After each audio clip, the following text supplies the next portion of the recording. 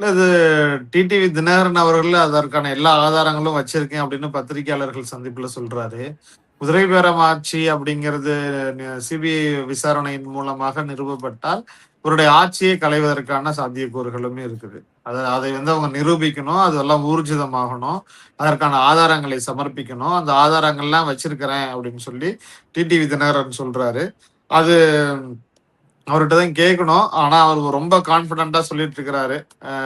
அவரு பத்திரிகையாளர்களை பார்த்து கான்பிடண்டா இருங்க ஃப்ரெண்ட்ஸ், ஆட்சி கலைஞ்சிரும் அப்படின்னு தான் சொல்லிட்டு இருக்கிறாரு டிடிவி தினகரன்.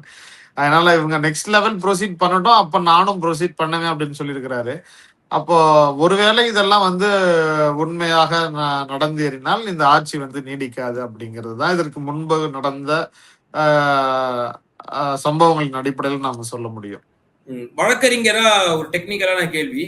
அது இன்பதுரை அவர்கள் குறிப்பிட்டார் அல்லவா, சிபிஐ வழக்கு உங்க மீது பாயும் அப்படின்னு சொல்லி. அது என்ன அடிப்படையில் அவர் சொன்னார் சார்? குதிரை பேரத்துக்கு வந்து சட்ட ரீதியா வந்து அனுமதி கிடையாது. குதிரை பேர ஆட்சி நடக்குது அப்படின்னு சொன்னாலே ஆளுநரே வந்து அதற்கான நடவடிக்கைகளை முன்னெடுக்கலாம். ஆட்சி ஏற்க விடாமல், பதவி ஏற்க விடாமல் செய்யலாம். இப்ப அதெல்லாம் ஃப்ளோர் டெஸ்ட் வரைக்கும் முடிஞ்சு இப்ப வந்து அவங்க பெரும்பான்மையை நிரூபிச்சிட்டாங்க.